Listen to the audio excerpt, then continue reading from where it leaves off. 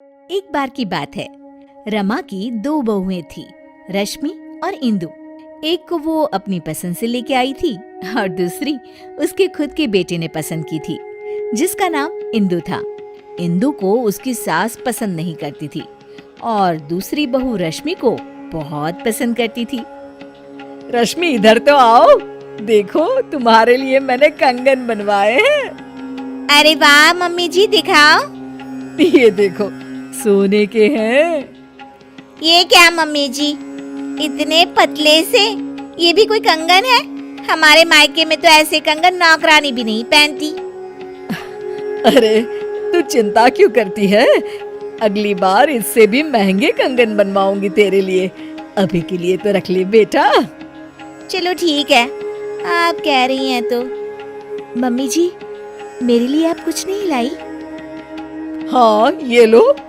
इंदु बहुत खुशी खुशी बॉक्स खोलती है तो देखती है कि एकदम सिंपल सी लाल रंग की चूड़ियां होती है। इंदु सब कुछ देख रही होती है, उसे बिल्कुल भी अच्छा नहीं लगता, पर इससे इंदु की सास को कोई भी फर्क नहीं पड़ता।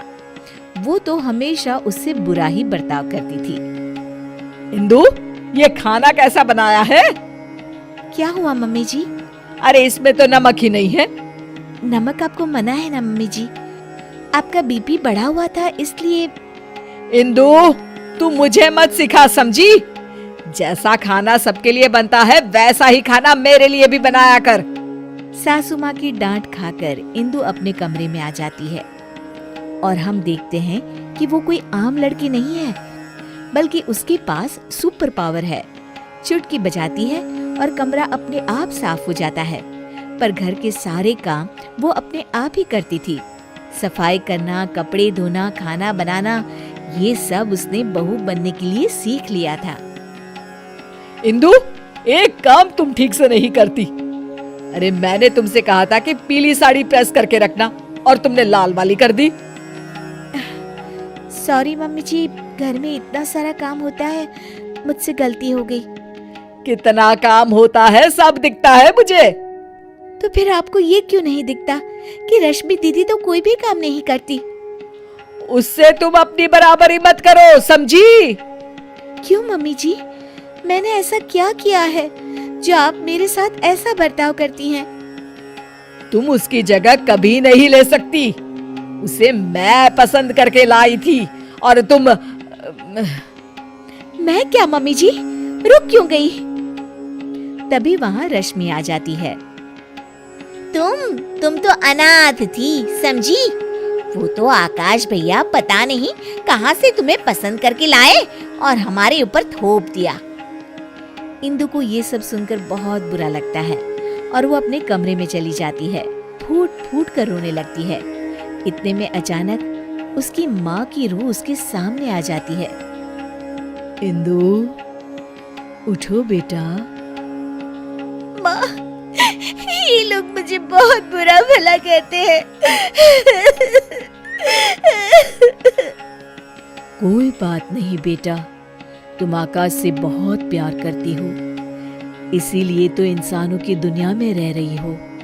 मैं तो तुमसे हमेशा से कहती आई हूँ कि चलो यहाँ से अपनी दुनिया में। हाँ माँ, पर अब मुझसे बर्दाश्त नहीं होता।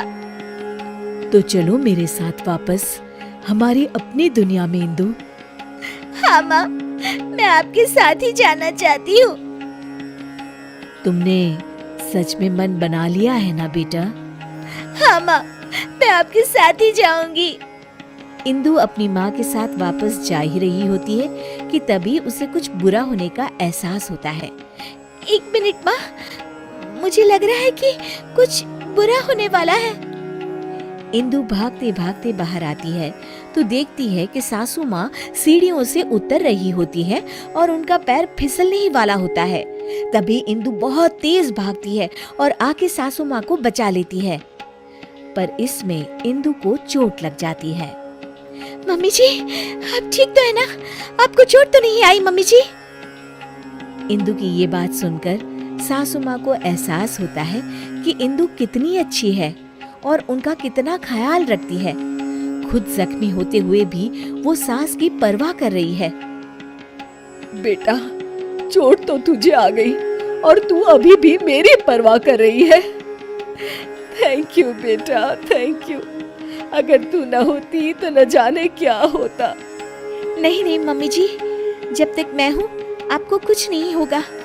मुझे माफ कर देना बहू, मैंने हमेशा तेरे साथ बहुत बुरा बर्ताव किया। अरे नहीं मम्मी जी, प्लीज आप इस तरह माफी मत मांगिए। इंदु, इधर तो आओ बहू। जी मम्मी जी। ये लो तुम्हारे लिए। ये क्या है मम्मी जी? इंदु बॉक्स खोलती है तो उसमें सोने के कंगन होते हैं। मेरी फेवरेट बहू के लिए एक तोहफा। इंदु खुश हो जाती है और अपनी सास के गले लग जाती है। Thank you mummy ji.